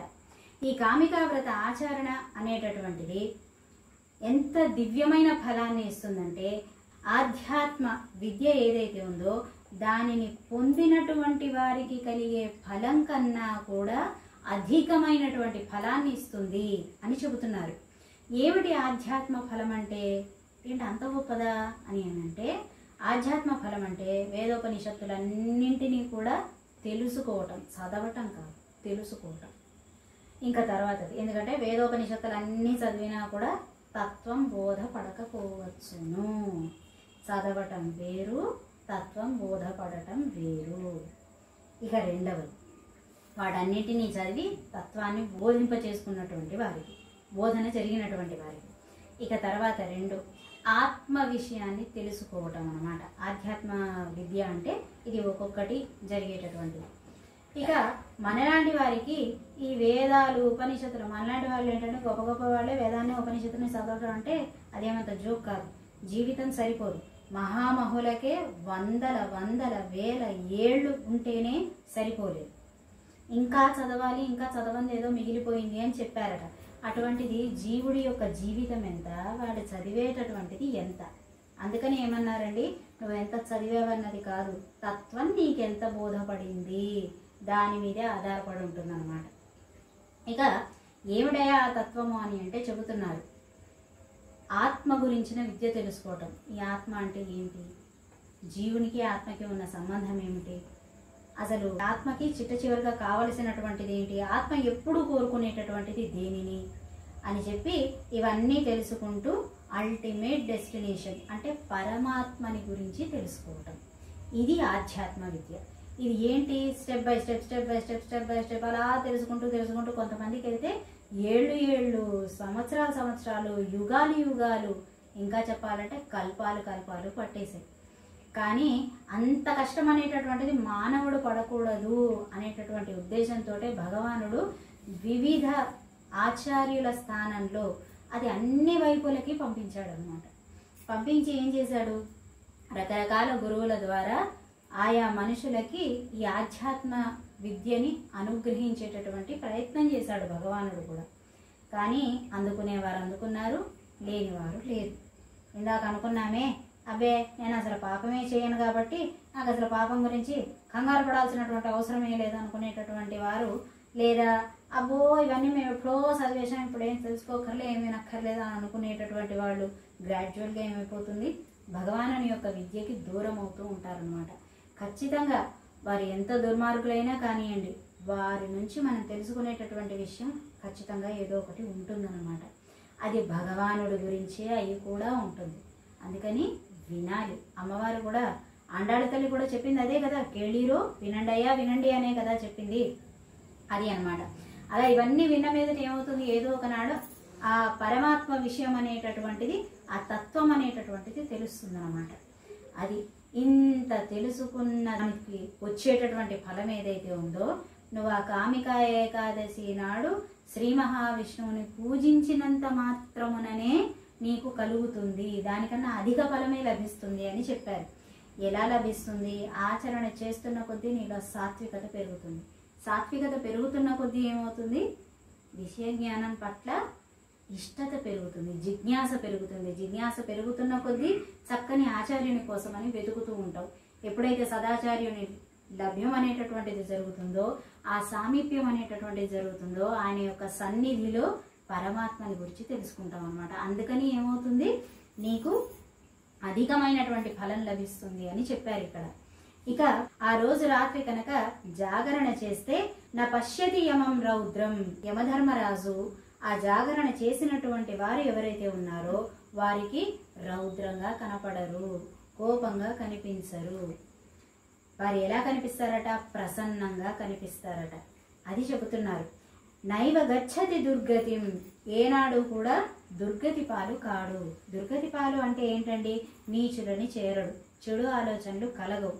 వారిని వీరిని వికరించటం కానీ, వేదాలను వికరించటం కానీ, పురాణ ఇతిహాసాలను వికరించటం కానీ, వాటిని చీకొట్టడం కానీ ఇటువంటి దుర్గతి పాలు కాడు అని చెబుతున్నారు. ఇక ఈ కామికావ్రత ఆచరణ కనుక చేస్తే కుయోనిలో జన్మించరు అని చెప్తున్నారు. కుయోని అంటే ఏంటండి, నీచమైన జన్మ రాదు అని చెబుతున్నారు. నీచమైన జన్మ అంటే ఏంటి, భగవానుడికి దూరంగా జరిగిపోవటమే నీచమైన జన్మ. ఇక్కడ కొంతమంది శల్య పరీక్షలు చేస్తూ ఉంటారనమాట. చేసి ఏమంటుంటారు అంటే, ఈ జాతి వాళ్ళనా ఆ జాతి వాళ్ళనా అని అంటారు. అసలు పురాణాలు చదివితే తెలుస్తుంది. పురాణాలలో ఎక్కడా కూడా ఏ జాతి వారిని కూడా కించపరచలేదు. చండాలుని కూడా భగవానుడు అనుగ్రహించాడు, శూద్రుని భగవానుడు అనుగ్రహించాడు. విషయం ఏమిటంటే నీ ఆచరణ సరిగ్గా ఉండాలి. అలా నువ్వు ఎక్కడ ఉన్నప్పటికీ కూడా ఏంటి, కుయోనిలో జన్మించవు అని అంటే భగవానుడిని చీదరించుకునేటటువంటి జన్మ, భగవానుడు వద్దు అనుకునేటటువంటి జన్మ, భగవానుని యొక్క జ్ఞానం వద్దు అనుకునేటటువంటి జన్మ, భగవానుడు కోసమని చేసేటటువంటి పనిని ఇదా అదా ఇలానా అలానా అని వెక్కిరింతగా హేళనగా మాట్లాడకుండా ఉండేటటువంటి జన్మ కావాలని కోరుకోవటం అన్నమాట.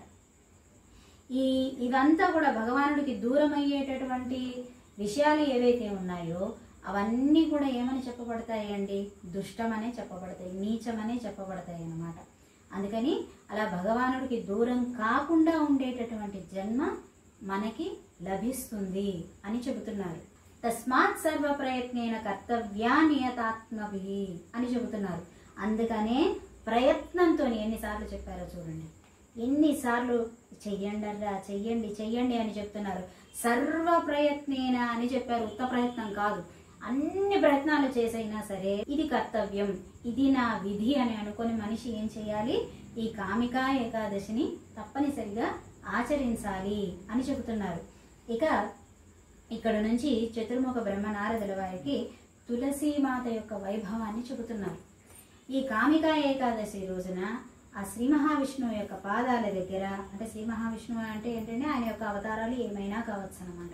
ఆయన యొక్క పాదాల దగ్గర తులసి దళాన్ని కనుక ఉంచితే ప్రభవై పత్రై అన్నారు. అంటే దళం అన్నమాట, ముదిరిపోయినటువంటిది కాదు, చక్కగా లేతగా దళం వస్తుంటుంది కదా, అలా నవనవలాడేటటువంటి దళం అన్నమాట. మనకి తిరుపావైలో అమ్మవారు చెప్తారే నాత్తత్తుజాయముడి అని చెప్తారు. అంటే అలా లేలేత దళాలను కలిపి కట్టినటువంటి మాలను ధరించినటువంటి వాడు అని చెప్తారు.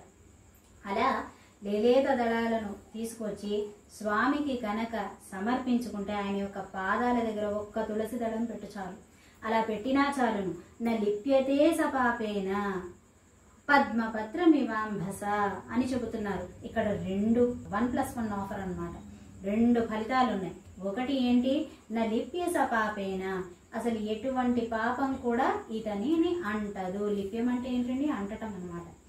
ఏ పాపం కూడా ఇతన్ని అంటదు. అంటే ఎన్నైనా చేయొచ్చా అండి, ఏ పాపం అంటదా అని అంటే పాపమే అంటదంటే దాని అర్థం ఏంటి? పాపం అంటాకే నువ్వు ఏదో పని చేస్తావు.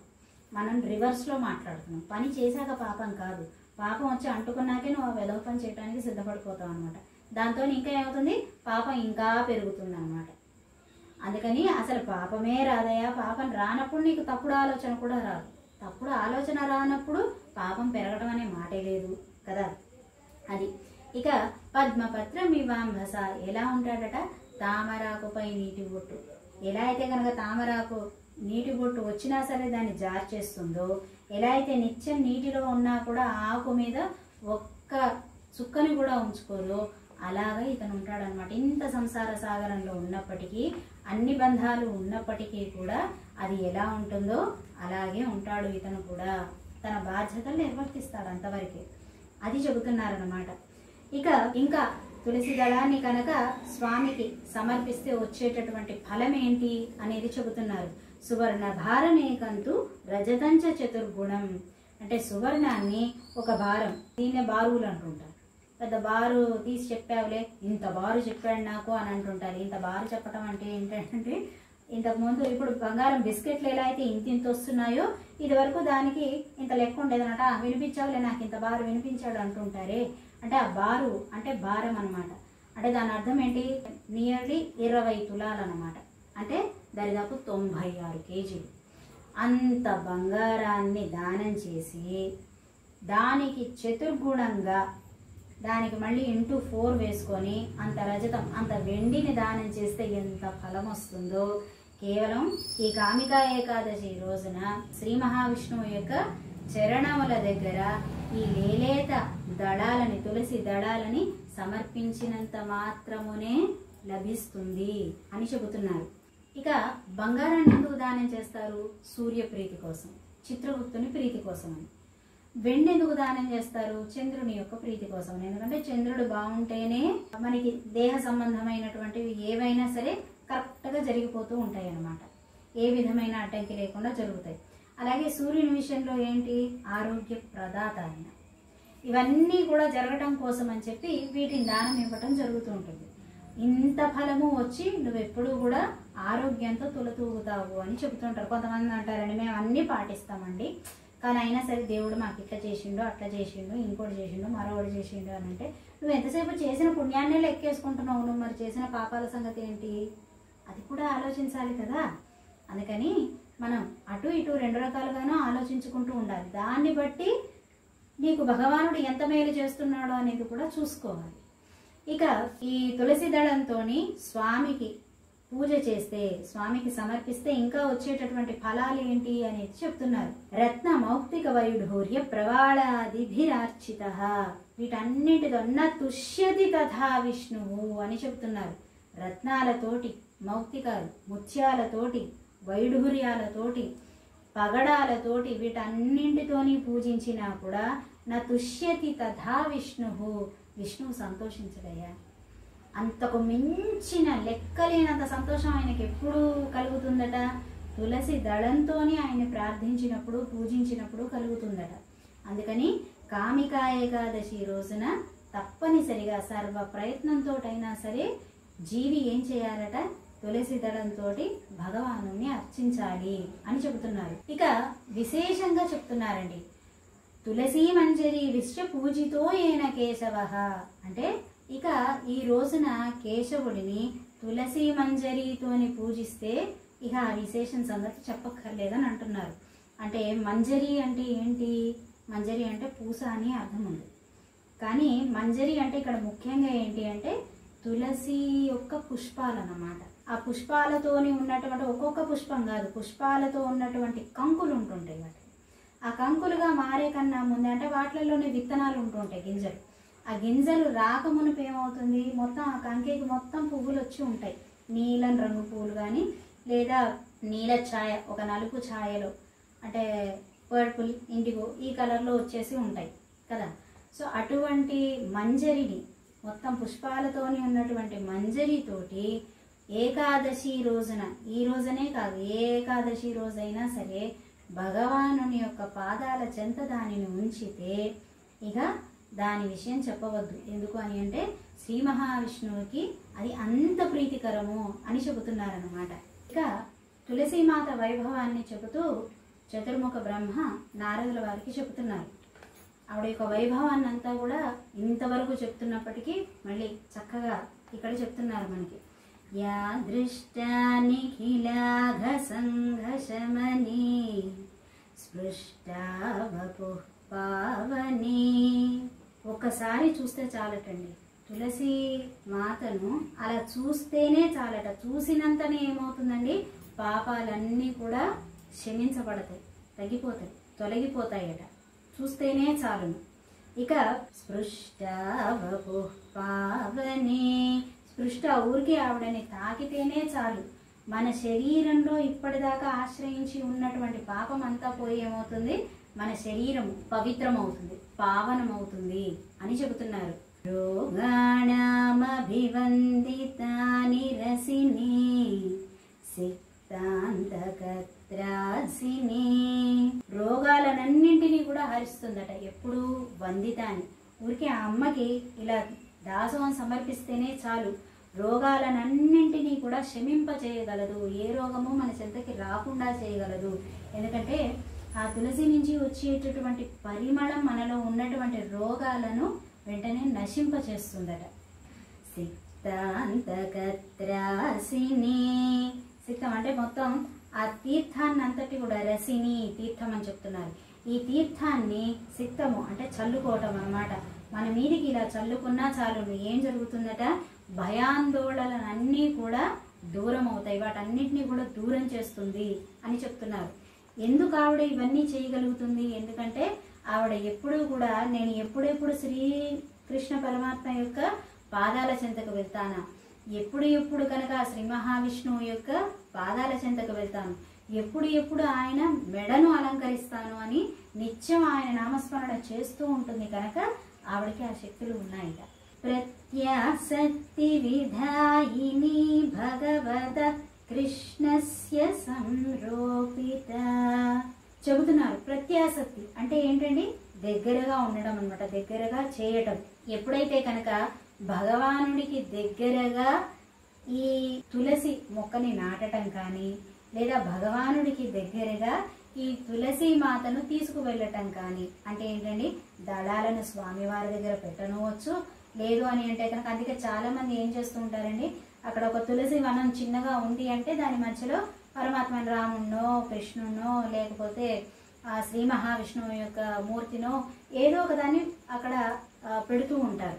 అంటే తీసుకురావటం తులసి మధ్యలో స్వామిని తెస్తున్నా స్వామి దగ్గర తులసిని నాటిన ఫలం అయితే లభిస్తుంది కదా, అది అన్నమాట. అలా చేస్తే కనుక ఏం జరుగుతుందండి, ప్రత్యాసక్తి విధాయిని భగవత కృష్ణస్య సంరోపిత. ఆ కృష్ణునికి దగ్గరగా ఈవిడ్ని తీసుకువెళ్తే, దగ్గరగా నాటితే కనుక ఏం జరుగుతుందట, ఆ భగవానుని చెంతకు మనల్ని తీసుకువెళ్తుందట. భగవానుడికి మనం నిరంతరం కైంకర్యం చేసుకునేటటువంటి భాగ్యాన్ని మనకు అందజేస్తుంది. భగవాను నిరంతరం స్మరించుకునేటటువంటి గుణాన్ని మనకి ఆ అమ్మ అనుగ్రహిస్తుంది అని చెప్తున్నారు. న్యస్తాత్వచ్చరణో విముక్తి ఫలదా తస్యై తులస్యై నమః. ఇక ఈ తులసీ దళాన్ని కనుక త్వచ్చరణో న్యస్త, ఎప్పుడైతే కనుక ఆ స్వామి యొక్క చరణాల దగ్గర ఈ తులసి దళాన్ని ఉంచామో వెంటనే ఏం జరుగుతుందండి, మనకి మోక్షాన్ని ప్రసాదిస్తుంది. ముక్తి ఫలం అనేటటువంటిది మన చేతుల్లో అనుగ్రహిస్తుంది అనమాట. అటువంటి తులసి మాతకు నేను నమస్కరిస్తున్నాను అని చెప్పి బ్రహ్మగారు నారదుల వారికి చెప్పి ఉన్నారనమాట. ఒకసారి మనం చక్కగా తులసి మాతని బ్రహ్మగారి మాటలలో తలుచుకుందాం, స్తోత్రం చేద్దాం, ప్రార్థించుకుందాం. యా దృష్టా నిఖిలాఘ సంఘశమనీ స్పృష్టా వపుః పావనీ రోగాణామభివందితా నిరసినీ సిక్తాంతతత్రాసినీ ప్రత్యాసక్తి విధాయిని భగవత కృష్ణస్య సంరోపిత న్యస్తాతచ్చరణో విముక్తి ఫలదా తస్యై తులస్యై నమః. ఇలా తులసి మాతని చతుర్ముఖ బ్రహ్మవారు ప్రార్థించటం జరిగింది. ఇంకా విశేషాలు చెప్తున్నారు. ఈ కామికా ఏకాదశి నాడు కనుక పగలు రాత్రి దివరాత్రం హరిర్దినే, ఆ రోజున కనుక పగలు రాత్రి శ్రీహరి చెంత దీపం కనుక వెలిగిస్తే ఏం జరుగుతుందండి, తస్య పుణ్యస్య సంఖ్యాతం చిత్రగుప్తోన వైత్యలం అని చెబుతున్నారు. అంటే నిత్యం కూడా లెక్కలు బ్రహ్మాండంగా వేసేటటువంటి ఆయన చిత్రగుప్తుడు. అలా గాల్లో లెక్కలు వేసేయగలరు ఆయన. ఎన్నెన్ని పాపాలు ఎన్నెన్ని పుణ్యాలు లెక్క వేశారు కదా, కనుక అలా లెక్క వేసేయగలరు. అటువంటి ఆయన కూడా ఆ రోజున మనం చేసినటువంటి పుణ్యఫలాన్ని లెక్కించలేరు అని చెబుతున్నారు. ఇక కృష్ణాగ్రే దీపకోయస్య, ఆ కృష్ణుని చెంత కనుక దీపాన్ని జ్వలింపజేస్తే, దీపాన్ని వెలిగిస్తే కనుక ఆ రోజున పితరులు ఎంతో సంతృప్తి చెందుతారట. ఎందుకని అంత సంతృప్తి చెందుతారు అని అంటే, కామికా ఏకాదశి రోజున శ్రీకృష్ణుని చెంత, అంటే అవతారాలు ఏవైనా, కృష్ణ అంటే ఇక్కడ ఏమండి పరబ్రహ్మ స్వరూపం అన్నమాట. ఆ పరబ్రహ్మ యొక్క అవతారాలు రామావతారం కావచ్చు, కృష్ణావతారం కావచ్చు, పరశురామావతారం కావచ్చు, వామనం కావచ్చు, ఏదైనా కావచ్చు, ఏ అవతారం ముందైనా సరే ఆ దీపం అనేటటువంటిది వెలిగిస్తే ఏమవుతుంది, పితరులు ఎంతో తృప్తి చెందుతారు. ఎందుకంత తృప్తి చెందుతారు అని అంటే, మనం ఆ రోజున దీపం వెలిగించేసరికి దేవతలు వచ్చి ఏం చేస్తారట, ఏమయ్యా నీ వంశంలోని వారు అక్కడ కేశవుని దగ్గర దీపం పెట్టారు కనుక ఈ రోజున నీకు మేము అమృతాన్ని ఇస్తున్నాము అని చెప్తారనమాట. అమృతం తాగేటటువంటి అర్హత అందరికీ ఉండదండి, కొంతమందికి మాత్రమే ఉంటుంది. ఆ రోజున మన పితరుల దగ్గరికి వచ్చి ఏం చేస్తారు, అమృతాన్ని ఇస్తారనమాట. ఆ అమృతాన్ని స్వీకరించి ఎంతో తృప్తిని చెందుతారనమాట. అలా తృప్తి చెందినటువంటి పితరులు ఏం చేస్తారు, వంశం ఇంకా వర్ధిల్లాలి, సుఖశాంతులతోనూ ఉండాలి, పిల్లా పాపలతోనే బాగుండాలి, ధనధాన్యాలు ఉండాలి అని చెప్పి ఆశీర్వదించడం జరుగుతుందన్నమాట. ఇక ఘృతంతో కానీ, అంటే ఆవు నెయ్యితో కానీ, లేదు అని అంటే కనుక తిల తైలం అంటే నువ్వుల నూనెతో కానీ ఆ రోజున శ్రీ మహావిష్ణువు చెంత దీపాన్ని వెలిగిస్తే ఏమని చెప్తున్నారండి, దాని యొక్క ఫలము ప్రయాతి సూర్యలోకంచ దీపకోటి శతార్చిత. ఏమండి మనం ఇక్కడి నుంచి ఆ పక్కింటికో ఆ వెనకింటికో ఎక్కడైనా పారాయణ జరుగుతుందంటేనే కాలు కదపటం కష్టం మనకి. ఆన్లైన్లో కదా కొంచెం మేము ఆన్లైన్లో జాయిన్ అవుతామండి అని చెప్పి మనం అడిగేస్తూ ఉంటాం కదా. అటువంటిది సూర్యలోకానికి ప్రయాణం అంటే అయ్యో ఎంత కష్టం అండి, చాలా కష్టం కదా. చకచకా తిరిగి గబగబా నడిచేటటువంటి వాళ్ళకే కష్టం, అటువంటిది ఇక మిగతా వారి సంగతి చెప్పనే అక్కర్లేదు కదా. అలాంటిది సూర్యలోకానికి ప్రయాతి నడుచుకుంటూ చక్కగా అక్కడి దాకా వెళ్ళి ప్రయాణం చేసి అక్కడ 100,000,000 దీపాలను వెలిగించినటువంటి ఫలితం లభిస్తుందన్నమాట. అది అంత గొప్ప ఫలం కామికా ఏకాదశి రోజున శ్రీ మహావిష్ణువు చెంత దీపం వెలిగించినంతనే వస్తుందట. అది ఆవు నెయ్యితోనే కావచ్చు, లేదు తిలతైలం అంటే నువ్వుల నూనెతోనైనా కావచ్చు. అయితే ఇక్కడ ఒకటి చెప్పాలండి, ఈ నువ్వుల నూనె అని చెప్పి మనకి బయట పూజా నూనె అని చెప్పి బయట దొరుకుతుంటుంది. అది ఏ బ్రాండ్దైనా కావచ్చండి, అది సరి అయినది కాదు. నువ్వు ఎప్పుడైతే కనుక నువ్వుల నూనెతో దీపం వెలిగించావో నల్లటి పొగ ఇలా రాకూడదు. అది వచ్చింది అని అంటే అది సరి అయినటువంటిది కాదు అని అర్థం అన్నమాట. అయితే నువ్వు మిల్లి పట్టించుకోవాలి. లేదు అంటే నీకు వంటకి ఉపయోగపడే నూనె, అది కూడా అందులో కూడా బోలెడంత కల్తీ ఉంది, లేదని చెప్పట్లేదు. కాకపోతే ఏదో గుడ్డిలో మెల్లని చెప్తారే ఆ మాదిరి ఎంతో కొంత అన్నమాట. అధ్వానమైనటువంటి నూనెని తెచ్చుకునే కన్నా కొంచెం బెటర్గా కొంచెం ఏదైనా తెచ్చుకోవచ్చు కదా. అలా వంటకి, ఆ తర్వాత మనం పచ్చళ్ళకి ఉపయోగపడేటటువంటి నూనె ఏదైతే ఉందో దానిని అంటే ఆ నువ్వుల నూనెని వాడచ్చు అన్నమాట. అంతే తప్ప నువ్వు పూజా నూనె అని చెప్పి ఇదేనండి నువ్వుల నూనె అని చెప్పి తీసుకొచ్చి దాన్ని పెట్టడం వల్ల ఫలితం లేదు, ఉపయోగం లేదు. కార్తీక మాసంలో కూడా చాలామంది శివాలయాల్లో అవే నూనెలు తెచ్చి బలవంతంగా వెలిగిస్తూ ఉంటారు అన్నమాట. దానివల్ల నీకు ఆరోగ్యం ఉండదు. నీ ఆరోగ్యంతో పాటే పక్కవాడి ఆరోగ్యం. సిగరెట్ ఎంతో దాని నుంచి వచ్చే వాసన ఎంతో దీని నుంచి వచ్చే వాసన కూడా అంతే ఉంటుంది. అది ఏమీ ఆరోగ్యకరం కాదు కదా. అందుకని మనము భోజనం కోసం అంటే మనం లోపలికి తీసుకోవడానికి ఏదైతే ఉపయోగపడేటటువంటి తిలతైలం ఉన్నదో అదన్నా తీసుకొచ్చి వెలిగించు. లేదు అని అంటే నువ్వు హాయిగా మిల్లుకు వెళ్ళి స్వయంగా చక్కగా పట్టించి ఇచ్చేటటువంటి నమ్మకస్తులైన వాళ్ళు ఉంటే అలా అయినా తెచ్చుకోవచ్చు. అది ఈ రెండు కాకుండా డైరెక్ట్గా వెళ్ళి ఏదో చెత్త నూనె తీసుకొచ్చి వెలిగించి నువ్వుల నూనెతో వెలిగించినాం, ఇక మాకంతా మంచిగా జరుగుతుంది, కానీ అదేంటోనండి ఇక్కడ వెలిగించాం అక్కడ మాకు అది జరిగింది అని అంటే కుదరదు అన్నమాట. అది నువ్వు ఎటువంటిది పెడుతున్నావో చూసి నువ్వు పెట్టింది సరిగ్గా పెట్టకుండా ఫలితం మట్టికి వచ్చేయాలంటే ఏది రాదు కదండి, ఏది జరగదు కదా. అది అన్నమాట. ఇలా అంతా చెప్పి చతుర్ముఖ బ్రహ్మవారు నారదుల వారితోని అన్నారనమాట, ఇదయ్యా నీకు కామికా ఏకాదశి యొక్క ప్రాముఖ్యతనంతటినీ చెప్పాను, నాకు తెలిసిన దాన్నంతా కూడా నీకు చెప్పాను. ఈ కామికా ఏకాదశి అనేటటువంటిది గొప్ప పాపనాశిని కనుక దీనిని తప్పనిసరిగా ఆచరించాలి. ఈ కామికా ఏకాదశి బ్రహ్మహత్యాపహారిణి, బ్రహ్మహత్య చేసినటువంటి వారు ఉంటే కనుక వారి పాపాన్ని కూడా నివారించగలిగేటటువంటి శక్తి దీనికి ఉంది, క్షమింపజేయగలిగేటటువంటి శక్తి ఉన్నది అని చెబుతున్నారు. బ్రహ్మహత్య అంటే ఏంటండి? బ్రాహ్మణుని హత్య చేయటం, లేదు అంటే బ్రహ్మ జ్ఞానం కలిగినటువంటి వాణిని హత్య చేయటం, లేదు గర్భస్థ శిశువు వాణిని హత్య చేయటం అంటే అబార్షన్స్ అంటారు కదా, అటువంటివి చేసినా సరే అది బ్రహ్మహత్య కిందకే వస్తుంది. ఎందుకు అని అంటే గర్భస్థ శిశువుకి 100 జన్మల జ్ఞానం ఉంటుంది. 100 జన్మల జ్ఞానం కలిగినటువంటి వాడిని నువ్వు వద్దు అనుకొని తీసేస్తున్నావు అని అంటే బ్రహ్మహత్య చేసినట్టే అన్నమాట. ఇక అటువంటి పాపాలు ఎప్పుడైనా పొరపాటున తెలియక చేస్తే, అంతే తప్ప కావాలని వెళ్ళి చేసి కామిక ఏకాదశి ఆచరించేసి అయిపోయింది మొత్తం పాపం నుంచి బయటపడిపోయానంటే అది అలా జరగదు. ఎందుకంటే తెలియకుండా అది కదాచిత్తుగా జరిగేటటువంటివి ఎప్పుడైనా ఉంటే కనుక వాటి నుంచి మనకి ఉపశమనం లభిస్తుందని చెబుతున్నారు. ఇక భ్రూణ హత్య వినాశిని, అదిగో ఈ భ్రూణ హత్య అంటే గర్భస్థ శిశువుని చంపినటువంటి పాపం ఏదైతే ఉంటుందో ఆ పాపం నుంచి కూడా బయటపడవేసేటటువంటిది ఈ కామికా ఏకాదశి అని చెబుతున్నారు. అంతేకాదయా వైష్ణవ స్థానాన్ని అంటే ఏంటి?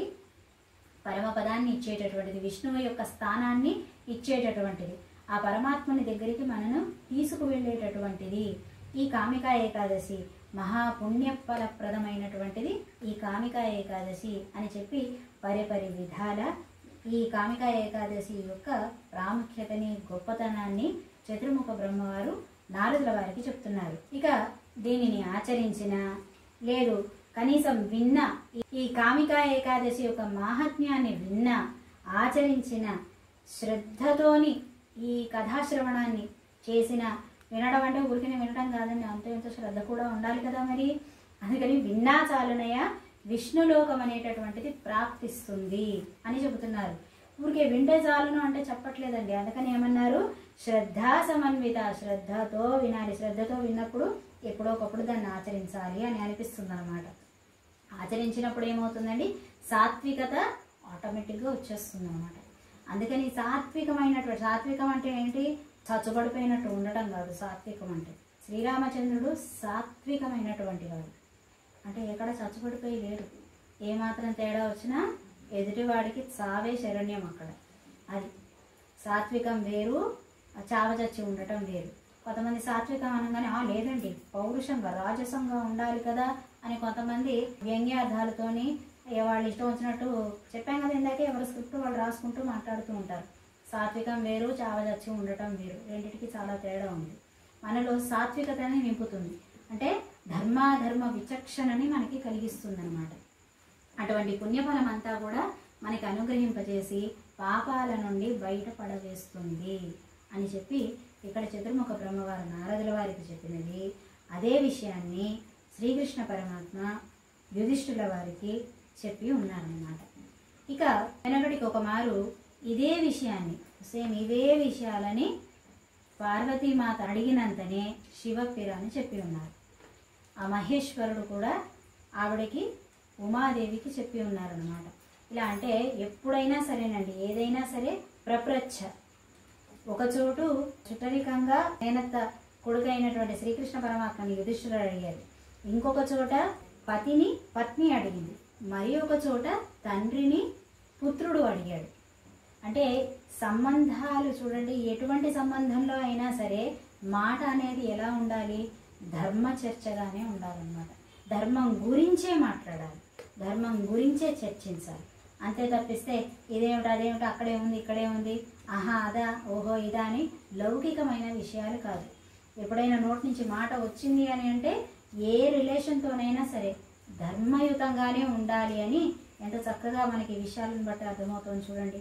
ఇక ఈ శ్రావణ కృష్ణ ఏకాదశి అంటే కామికా ఏకాదశి, ఈ ఏకాదశి నాడు విష్ణు పూజ యొక్క ఫలం అనేటటువంటిది ఇంకా ఇంకా చెప్పుకొస్తున్నారు. సూర్యగ్రహణం రోజున, చంద్రగ్రహణం రోజున ఈ సమయాలలో కేదార క్షేత్రానికి వెళ్ళి అక్కడ పూజ చేసుకొని అక్కడ స్నానమాచరించినటువంటి ఫలం లభిస్తుంది అని చెప్పి మనకి బ్రహ్మవైవర్తం చెబుతున్నదనమాట. కేదార క్షేత్రానికి వెళ్ళడం అంటేనే కష్టమండి. ఇక కేదార క్షేత్రం అంటే ఎప్పుడు చూసినా వర్షం పడటమో మంచు పడటమో ఇలా జరుగుతూనే ఉంటుంది. అటువంటి చోట ఎక్కడ చూసినా సరే మనకి గుంతలు కనిపిస్తూనే ఉంటాయి. అంటే ఏంటి, నీళ్లతో ఇక్కడో గుంత అక్కడో గుంత అక్కడో గుంత కనిపిస్తూనే ఉంటాయి, కందకాలు ఉంటూనే ఉంటాయి. అక్కడ అన్ని కందకాలున్నా నువ్వు చేయి పెట్టేసరికి ఎలా ఉంటుంది, చల్లగా గడ్డ కట్టిపోతున్నట్టుగా ఉంటుంది. అటువంటి చోట స్నానం చేసినటువంటి ఫలం మనకి కామికా ఏకాదశిని ఆచరించినంతనే లభిస్తుంది అని చెప్పి బ్రహ్మవైవర్తం అంటోంది. అలాగే సముద్రాలు, వనాలు అన్నింటినీ కలుపుకొని భూమిని దానం చేసినటువంటి ఫలం ఇస్తుందని చెబుతోంది. ఇంకా సర్వ దేవతలతో పాటు పితృదేవతలను కూడా పూజించినటువంటి ఫలం కేవలం విష్ణు పూజతోనే సాధ్యమవుతుంది అని చెప్పి చెబుతున్నారు. ఈ కామికా ఏకాదశి నాడు ఒక్క విష్ణు పూజని చేస్తే మనకి ఇంత పుణ్యఫలాన్ని పొందుతాము అని చెప్పి బ్రహ్మవైవర్తంలో కూడా చెప్పబడి ఉంది. ఇంత గొప్ప ఫలాన్ని ఇచ్చేటటువంటి ఈ కామికా ఏకాదశిని మనం అందరము కూడా ఆచరించుకోవాలి. అలా ఆచరించుకునేటటువంటి బుద్ధిని, బలాన్ని, శక్తిని ఆ భగవానుడు మనకందరికీ కూడా అనుగ్రహించాలి. చిన్న పిల్లలతో సహా మనం పాటించాలి. పెద్దవారి వరకు కూడా ఈ ఏకాదశి వ్రతాన్ని మనం ఆచరించుకోవాలి. అలా ఆచరించుకునేటటువంటి శక్తిని మనకి భగవానుడు ప్రసాదించాలి అని ప్రార్థిస్తూ స్వస్తి. ஆழ்வார் திவ்ய திருவடிகளே சரணம். எம்பெருமானார் திவ்ய திருவடிகளே சரணம். ஜீயர் திவ்ய திருவடிகளே சரணம். சர்வம் ஸ்ரீ கிருஷ்ணார்ப்பணமஸ்து. ஜெய் ஸ்ரீமன்னாராயண.